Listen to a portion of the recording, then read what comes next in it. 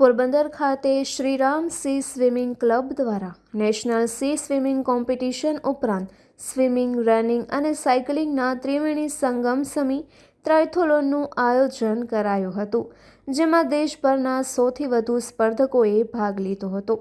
સ્પર્ધામાં બરોડા અને હરિયાણાના સ્પર્ધકે ઉત્તમ પ્રદર્શન કરી વજ્ર પુરુષનું બિરુદ મેળવ્યું હતું.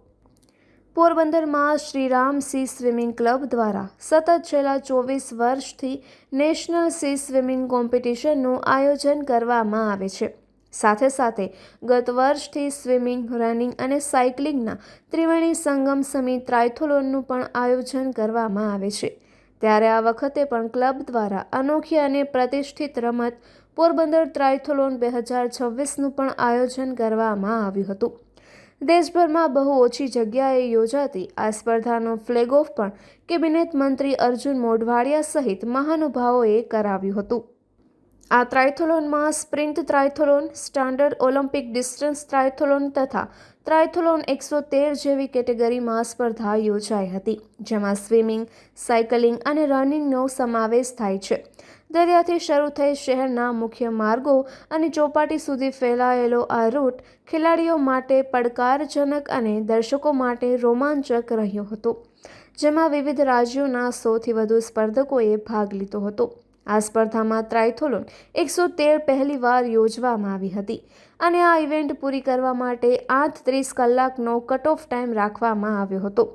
રોમાંચક ટ્રાયથોલોન સ્પર્ધામાં સૌથી અઘરી ગણાતી ટ્રાયથોલોન 113માં સ્પર્ધકોએ 1900 મીટર સ્વિમિંગ, 90 કિલોમીટર સાયકલિંગ અને 21.1 કિલોમીટર રન કરવાનું હતું, જેમાં પુરુષોની 14થી 40 વર્ષની કેટેગરીમાં ચરખી દાદરીનો અમન 5 કલાક 33 મિનિટ અને 12 સેકન્ડ સાથે પ્રથમ ક્રમે વિજેતા બની વજ્ર પુરુષનું બિરુદ મેળવ્યું હતું, જ્યારે બીજા ક્રમે કલ્યાણપુરના ગોરણા ગામનું પૂંજા ગોરાણીયા રહ્યું હતું. તેણે આ ટાર્ગેટ 5 કલાક 48 મિનિટ અને 33 સેકન્ડમાં પૂર્ણ કર્યો હતો, જ્યારે ત્રીજા ક્રમે બરોડાનો કંગકન રોય રહ્યો હતો. તેણે આ ટાર્ગેટ 7 કલાક 7 મિનિટ અને 19 સેકન્ડમાં પૂર્ણ કર્યો હતો, જ્યારે 40 વર્ષથી ઉપરની મહિલા કેટેગરીમાં એકમાત્ર મહિલા અમદાવાદની ડોક્ટર કિંજલ પટેલે ભાગ લીધો હતો. આથી તેઓને જ પ્રથમ ક્રમે વિજેતા જાહેર કરાયા હતા. તેઓએ ટાર્ગેટ 7 કલાક 28 મિનિટ અને 11 સેકન્ડમાં પૂર્ણ કર્યો હતો. 40 વર્ષથી ઉપરના પુરુષોની કેટેગરીમાં બરોડાના જ ત્રણેય સ્પર્ધકોએ મેદાન માર્યું હતું, જેમાં આશિષ શેઠી 6 કલાક 46 મિનિટ અને 14 સેકન્ડ સાથે પ્રથમ, નરેશ કદમ 7 કલાક 5 મિનિટ અને 31 સેકન્ડ સાથે બીજા ક્રમે અને કમલકાંત સક્સેના 8 કલાક 12 મિનિટ અને 40 સેકન્ડ સાથે ત્રીજા ક્રમે વિજેતા બન્યા હતા. આ ટ્રાયથોલોનમાં રેસ ડાયરેક્ટર તરીકે વડોદરાના પ્રખ્યાત રાઘવેન્દ્રસિંહ ઝાલાએ તેમની સેવા આપી હતી અને તેઓના માર્ગદર્શન હેઠળ ટ્રાયથોલોન યોજાઈ હતી. 54 વર્ષીય ચાર્ટર્ડ એકાઉન્ટન્ટ રાઘવેન્દ્રસિંહ ઝાલા એક સિઝનલ એન્ડ્યુરન્સ એથ્લેટ તરીકે યુવાનો માટે પ્રેરણારૂપ છે. તેમણે વિશ્વની કઠિન ગણાતી અલ્ટ્રામેન ઓસ્ટ્રેલિયા અને અલ્ટ્રામેન બ્રાઝિલ જેવી સ્પર્ધાઓ પૂર્ણ કરી છે. આ ઉપરાંત તેમણે કુલ આયર્નમેન ટેક્સાસ અને અનેક આયર્નમેન 70.3 પણ જીતી છે.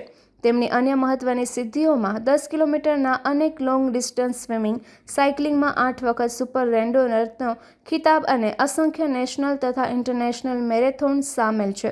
ત્રણેય કેટેગરીમાં સ્પર્ધા યોજાઈ હતી, જેમાં સ્પ્રિન્ટ ટ્રાયથોલોનમાં સ્પર્ધકોએ 750 મીટર સ્વિમિંગ, 20 કિલોમીટર સાયકલિંગ અને 5 કિલોમીટર રન કરવાનું હતું, જ્યારે સ્ટાન્ડર્ડ ઓલિમ્પિક ડિસ્ટન્સ ટ્રાયથોલોનમાં સ્પર્ધકે 1500 metre swimming, 40 kilometre cycling, 10 kilometre run કરવાનું હતું, જ્યારે સૌથી અઘરી ગણાતી ટ્રાયથોલોન 113માં સ્પર્ધકોએ 1900 મીટર સ્વિમિંગ, 90 કિલોમીટર સાયકલિંગ અને 21.1 કિલોમીટર રન કરવાનું હતું. પોલીસ વિભાગ, નેવી, કોસ્ટગાર્ડ, શિક્ષકો તથા મોટી સંખ્યામાં વોલેન્ટિયર્સ દ્વારા સુરક્ષા અને વ્યવસ્થા સંભાળવામાં આવી હતી. વિજેતાઓને મહાનુભાવોના હસ્તે મેડલ, ટ્રોફી અને સર્ટિફિકેટ એનાયત કરાયા હતા. નિપુલ પોપટ, पोरबंदर टाइम्स। पोरबंदर यहाँ एसएसआरसी श्रीराम स्विमिंग क्लब ने आयोजित किया है पोरबंदर ट्रायथलॉन में पार्टिसिपेट किया। ये सेकेंड एडिशन है इस ट्रायथलॉन का। पिछले साल भी मैंने पार्टिसिपेट किया, उसमें फर्स्ट नंबर आया और इस साल भी मेरा फर्स्ट नंबर आया है। ट्रायथलॉन में पहले हमें 750 मीटर स्विमिंग करना है, फिर बाहर आके 20 किलोमीटर साइकिलिंग और फिर बाद में 5 किलोमीटर। ये स्प्रिंट डिस्टेंस ट्रायथलॉन है। ओवरऑल मैनेजमेंट की बात की जाए तो मैनेजमेंट अच्छा था, स्विमिंग के वक्त लेंस थी, हाइड्रेशन पॉइंट्स थे, ओवरऑल मैनेजमेंट अच्छा था। Thank you. हिमांशु नारखेड़े, महाराष्ट्र अमरावती से आया हूँ। मैंने स्प्रिंट ट्रायथलॉन में पार्ट लिया था पोरबंदर में। मैंने पहली बार ही सी स्विमिंग की थी और मैं फर्स्ट आया हूँ। मेरा एज ग्रुप था 8 to 14। मुझे अच्छा लगा, मैनेजमेंट भी अच्छी थी, बीच में फ्रूट कट वगैरह ये था, हमें फ्रेच करने के लिए पॉइंट्स थे बीच में। उसमें कुछ हार्ड रहता है थोड़ा, पर हम मज़ा भी आता है, सबको पार्ट लेना चाहिए। मैंने भी लिया था, अगली साल भी लूँगा, ऐसे हर बार मेरा चलते रहेगा।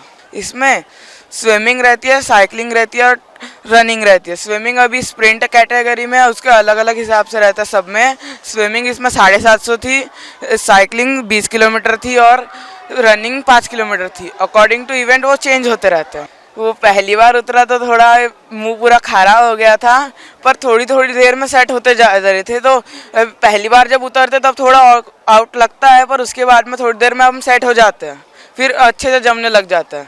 फ़र्क तो बहुत रहता है, मतलब समुंदर में हम लंबा चल जाते पता नहीं चलता, उसमें स्विमिंग पूल में जाते जाते तो थकने लग जाते। इसमें कुछ ज़्यादा जल्दी थकते नहीं हैं हम। इसमें बॉडी हल्की टाइप हो जाती है, हम बहुत स्पीड से चल जाते, सामने फील ही नहीं होता।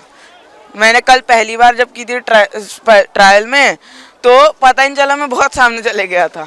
बहुत अच्छा लगा, मुझे तो मज़ा आई। Shriram sea swimming club Porbandar દ્વારા તારીખ 3 અને 4 જાન્યુઆરી 2026ના રોજ નેશનલ સી સ્વિમિંગ કોમ્પિટિશન અને નેશનલ ટ્રાયથલોનનું આયોજન કરવામાં આવેલ છે, જેમાં ઓલ ઇન્ડિયામાંથી 16 રાજ્યોના પાર્ટિસિપન્ટ આ ઇવેન્ટમાં ભાગ લેવા આવેલા છે। ટ્રાયથલોનમાં 103 આસપાસ પાર્ટિસિપન્ટ છે, જ્યારે સ્વિમાથોનમાં 1500 પાર્ટિસિપન્ટ છે। સ્વિમિંગ કોમ્પિટિશનની અંદર 1500 પાર્ટિસિપન્ટ છે એ 16 રાજ્યોમાંથી આવેલા છે અને આ પાર્ટિસિપન્ટો ખૂબ ઉત્સાહથી પોરબંદરની અંદર ભાગ લીધેલો છે।